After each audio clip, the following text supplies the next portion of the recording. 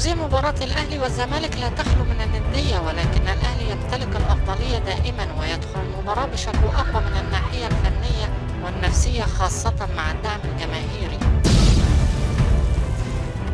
الأهلي الأكثر مشاركة في السوبر المصري برصيد 13 مشاركة، والأكثر حصولا عليها برصيد 11 مرة. الأهلي يدخل اللقاء بالقميص الأحمر والشورت الأحمر، والزمالك يرتدي الطقم الأزرق بالكامل. ريني فايلر يعاين ملعب مباراة السوبر للتعرف على أرضية الملعب ورؤيتها عن قرب قبل مران الفريق الجماعي مساء اليوم.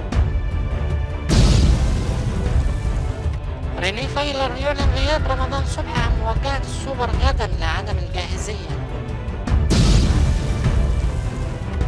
ريني فايلر: أنا متحمل المسؤولية وأقوم بالاختيار وفقا للمعطيات الفنية لكل مباراة. أقوم بعملية التدوير بسبب كثرة المباريات. أحيانا أرى أن لاعبين ليسوا مناسبين للمباراة ولا أدفع بهم، ولذلك لدي قائمة من 24 لاعب هم الأفضل.